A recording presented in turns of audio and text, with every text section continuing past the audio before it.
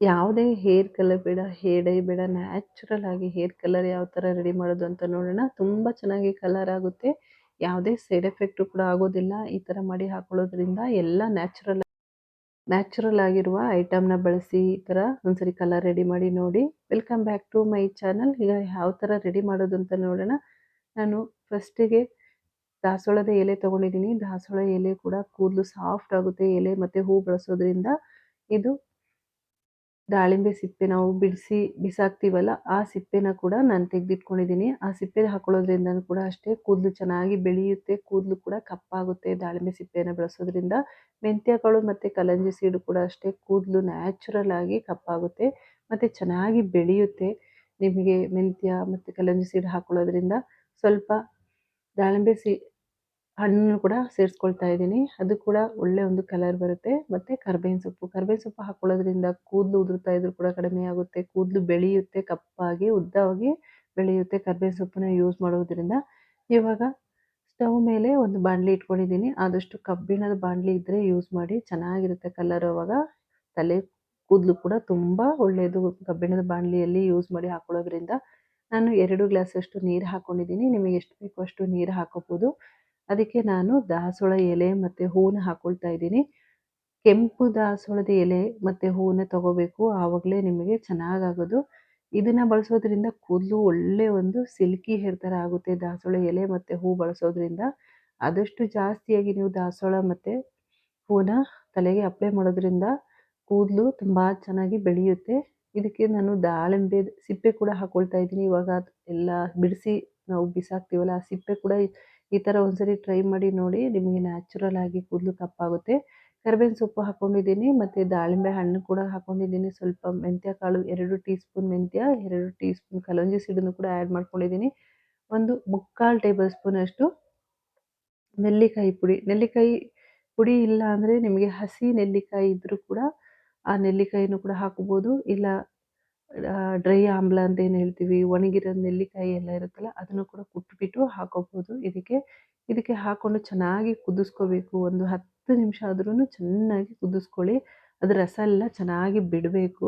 ಇದು ಒಳ್ಳೆ ಒಂದು ಕಲರ್ ಬರುತ್ತೆ ಈ ಥರ ಮಾಡಿ ಹಾಕೊಳ್ಳೋದ್ರಿಂದ. ಡಾರ್ಕ್ ಆಗಿ ಕಪ್ಪಾಗುತ್ತೆ. ನೋಡ್ತಾ ಇರ್ಬೋದು, ಇವು ಕುದಿ ಬಂದ ತಕ್ಷಣ ಕಲರ್ ಕೂಡ ಚೇಂಜ್ ಆಗಿದೆ. ಯಾವ ಥರ ಕಲರ್ ಚೇಂಜ್ ಆಗ್ತಾ ಇದೆ ಅಂತ ಕಾಣ್ತಾ ಇರ್ಬೋದು. ಕಪ್ಪಾಗುತ್ತೆ. ಈ ಥರ ಮಾಡಿ ಹಾಕೊಳ್ಳೋದ್ರಿಂದ ನಿಮಗೆ ಯಾವುದೇ ಸೈಡ್ ಎಫೆಕ್ಟು ಕೂಡ ಆಗೋದಿಲ್ಲ. ಕೂದಲು ಕೂಡ ಚೆನ್ನಾಗಿ ಬೆಳೆಯುತ್ತೆ. ಕೂದಲು ಉದುರುತ್ತಾ ಇದ್ರೂ ಕೂಡ ಕಡಿಮೆ ಆಗ್ತಾ ಬರುತ್ತೆ ಈ ಥರ ಹಾಕೊಳ್ಳೋದ್ರಿಂದ. ಇವಾಗ ಒಂದು 10 ನಿಮಿಷ ಚೆನ್ನಾಗಿ ಕುದಿಸ್ಕೋಬೇಕು. ಈ ನೀರು ಇನ್ನೂ ಡಾರ್ಕ್ ಆಗುತ್ತೆ, ಕಪ್ಪಾಗುತ್ತೆ. ಅಲ್ಲಿ ತನಕ ಕುದಿಸ್ಕೊಳ್ತಾ ಇದ್ದೀನಿ. ಎಲ್ಲನೂ ಕೂಡ ಚೆನ್ನಾಗಿ ಬೇಯಿಸ್ಕೋಬೇಕು. ಅದರ ರಸ ಎಲ್ಲ ಚೆನ್ನಾಗಿ ಬಿಡಬೇಕು. ಆವಾಗಲೇ ನಿಮಗೆ ಒಳ್ಳೆಯ ಒಂದು ಕಲರ್ ಬರೋದು, ನ್ಯಾಚುರಲ್ ಆಗಿ ಕಲರ್ ಬರೋದು. ಇದನ್ನು ಬಳಸೋದ್ರಿಂದ ನಿಮಗೆ ಯಾವುದೇ ಸೈಡ್ ಎಫೆಕ್ಟು ಕೂಡ ಆಗೋದಿಲ್ಲ. ಕೂದಲು ಕೂಡ ಚೆನ್ನಾಗಿ ಬೆಳೆಯುತ್ತೆ. ಕೂದಲು ಉದುರುತ್ತಾ ಇದ್ರೂ ಕೂಡ ಕಡಿಮೆ ಆಗುತ್ತೆ. ಇವಾಗ ನೋಡಿ ಚೆನ್ನಾಗಿ ಕುದಿಸ್ಕೊಂಡಿದ್ದೀನಿ. ಕಲರ್ ಕೂಡ ಕಾಣ್ತಾ ಇರ್ಬೋದು ಯಾವ ಥರ ಕಪ್ಪಾಗಿದೆ ಅಂತ. ಇದನ್ನು ಸ್ವಲ್ಪ ಉಗುರು ಬೆಚ್ಚಗೆ ಇರುವಾಗ ಸೋದಿಸ್ಕೊಳ್ತಾ ಇದ್ದೀನಿ. ನೀವು ಸ್ಟ್ರೈನರಲ್ಲಿ ಆಗಿಲ್ಲ ಅಂದರೆ ಬಟ್ಟೆಯಲ್ಲಿ ಕೂಡ ಸೋದಿಸ್ಕೋಬೋದು. ಇದನ್ನು ಸ್ವಲ್ಪ ಸ್ಪೂನಲ್ಲಿ ತಿರ್ಸ್ಕೊಂಡ್ರೆ ಅದರ ನೀರೆಲ್ಲ ಚೆನ್ನಾಗಿ ಬೀಳುತ್ತೆ.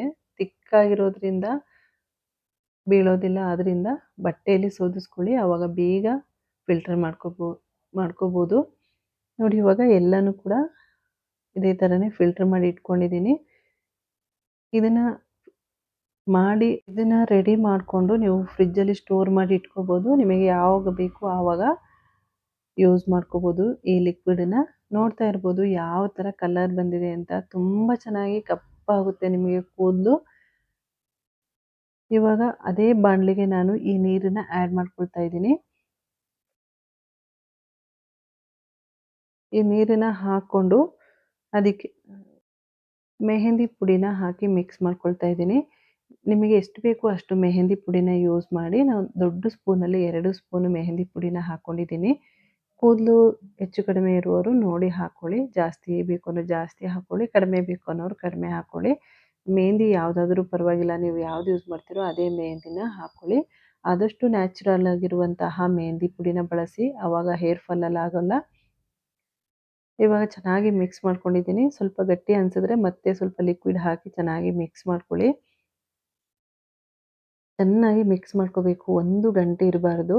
ನೀಟಾಗಿ ಮಿಕ್ಸ್ ಮಾಡ್ಕೊಂಡಿದ್ದೀನಿ. ಇವಾಗ ಮಿಕ್ಸ್ ಮಾಡ್ಕೊಂಡು ಆಗಿರುವ ಹೇರ್ ಪ್ಯಾಕನ್ನ ಹಾಗೆ ಮುಚ್ಚಿಟ್ಕೊಳ್ತಾ ಇದ್ದೀನಿ.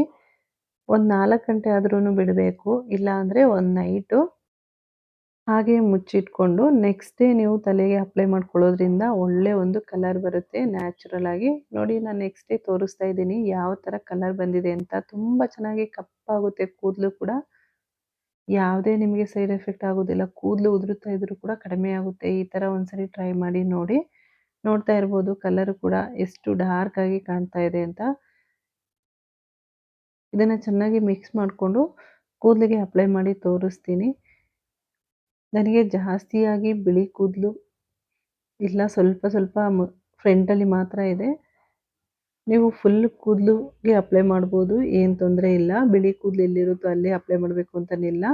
ಫುಲ್ ಕೂದಲು ಕೂಡ ಅಪ್ಲೈ ಮಾಡಿಬಿಟ್ಟು ಒಂದು 2 ಗಂಟೆ ಬಿಟ್ಟು ಬರೀ ನೀರಲ್ಲಿ ತೊಳ್ಕೊಂಡ್ರೆ ನ್ಯಾಚುರಲ್ ಆಗಿ ಕಲರ್ ಆಗುತ್ತೆ.